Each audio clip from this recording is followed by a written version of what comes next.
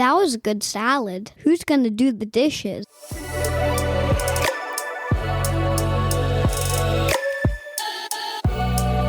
Hi, welcome to Dishes Out. We're here to respond to ridiculous comments, the naysayers, and the negative stereotypes. Yes, we're not going to let harmful and hateful comments have the last word. We're dishing it out, spilling the tea, and breaking down the words that divide, harm, and hurt.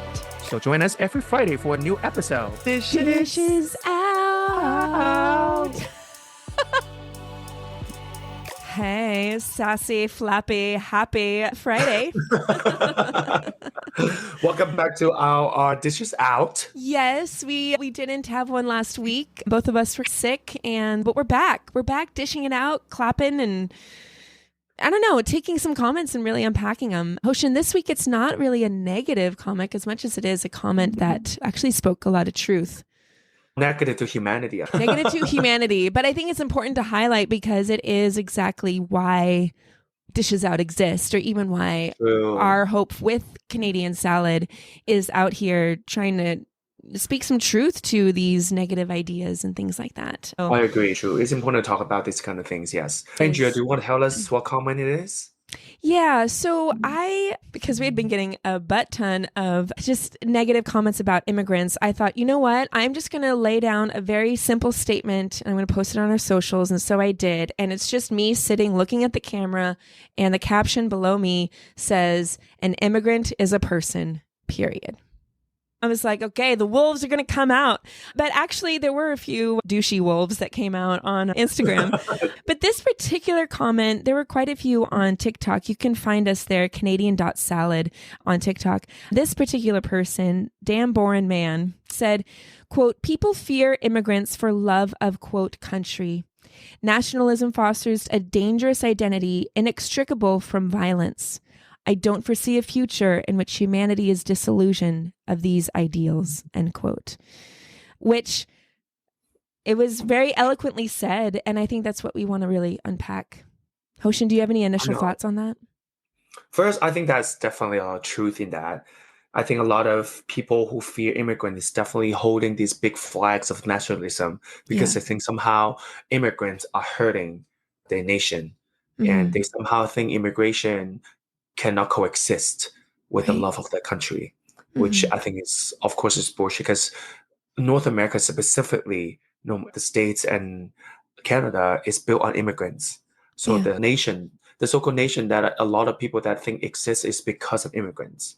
So nationalism. Nationalism for me includes immigration. Yet somehow the nationalist people does not agree with it. Right. That's my part of unpacking for that. Yeah. Yeah. Yeah. And unless you're indigenous to this land, everyone's an immigrant. That's what always just puts these hateful people on their heads, because do you understand even the journey of your grandfather, great-grandfather, great-great-great, 5, 6, 7 generations? Unless they were born here and you can trace your lineage back to this land for your whole entire genealogy, you are an immigrant. And people will not adapt to that. I think it's interesting because with all of these threats to Canada from Trump and the United States government right now, it's interesting because as there is this sense of nationalism, I don't see the violence yet within Canada saying we're just going to take everything by force. We're going to defend it by force. I think if it comes to that, I think people would. But you're absolutely right with this nationalist idea. There is this automatic defense and often leaning towards violence in order to secure that identity or to secure that nation or to secure that border. Because colonizers created Canada. Canada is not. It's a term and a name that was created by people that came and stole land. And so we're defending something that is stolen. So our only alternative, because we know we've taken it by force, we have done it through violence, we'll continue to step into that violence in order to defend it, because that goes in hand with nationalism. I agree. And I know there's not a lot of overt kind of violence was conducted in Canada, but I think there's a lot of kind of undercover violence is being conducted. For example, by this kind of Doug Ford, a lot of comment that he made about immigrants. Yeah.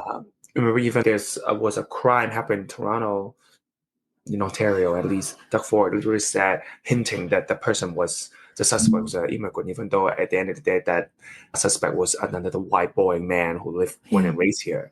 For example, this kind of narratives, suspicions, or tone when we talk about immigrants for these government officials in public platforms, that for me is violence.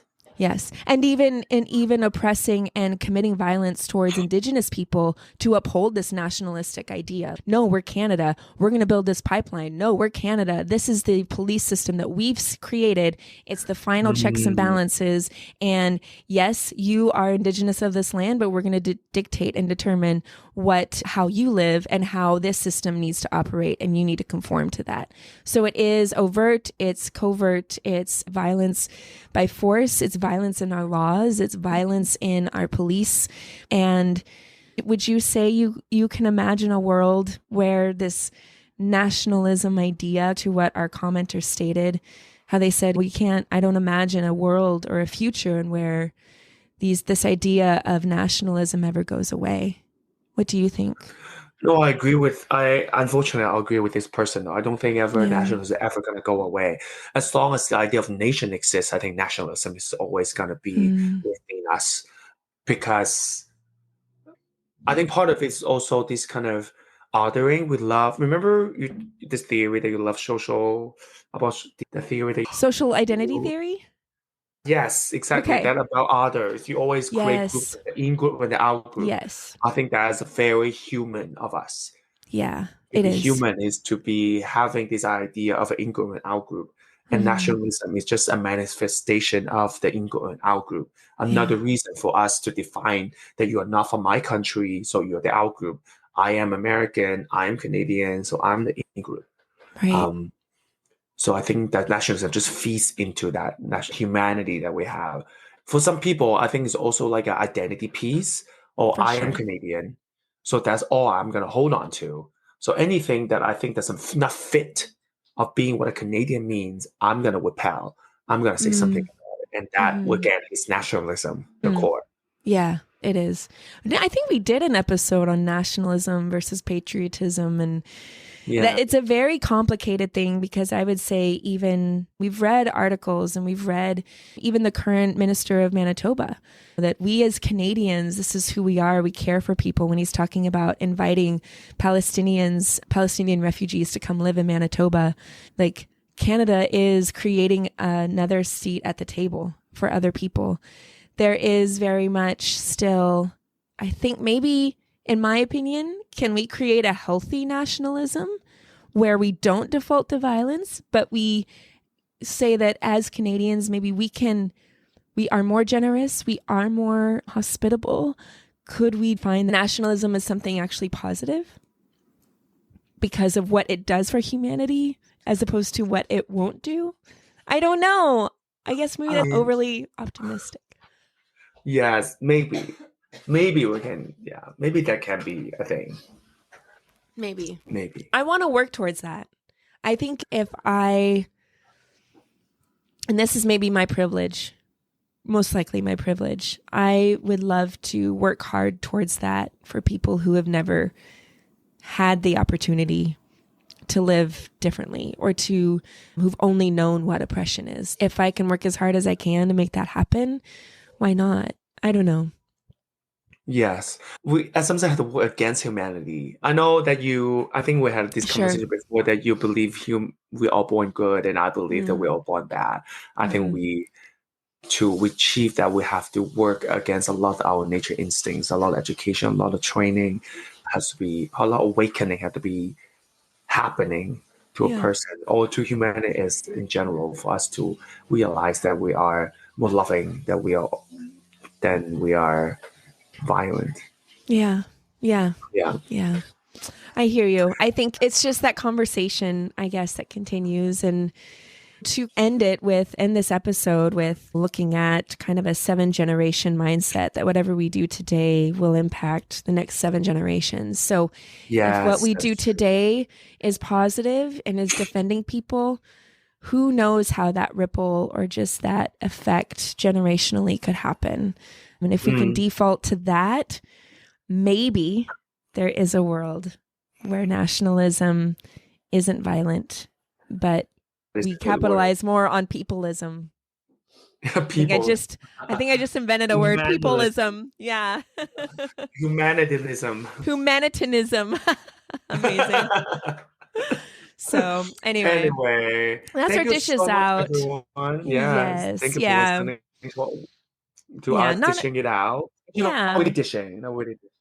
We're agreeing. Echoing. And I think sometimes comments do evoke some things, and so it was really good. But thank you for listening to us. You can follow us on Talk, Blue Sky, Instagram, and check out our website, canadiansalad.ca. Let us hear from you. If there are things that you hear or someone says to you, if you're an immigrant or if you're not an immigrant and you hear it being said about immigrants, we'd love to unpack that too. So email us hello@canadiansalad.ca and we'd love to hear from you. So have a wonderful weekend. Yes. And we will talk to you soon. Talk to you next week. Bye. Okay. Bye. Bye.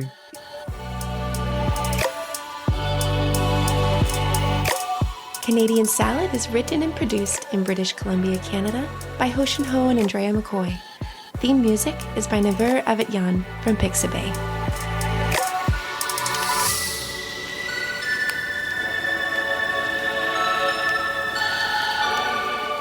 I like oranges with my salad.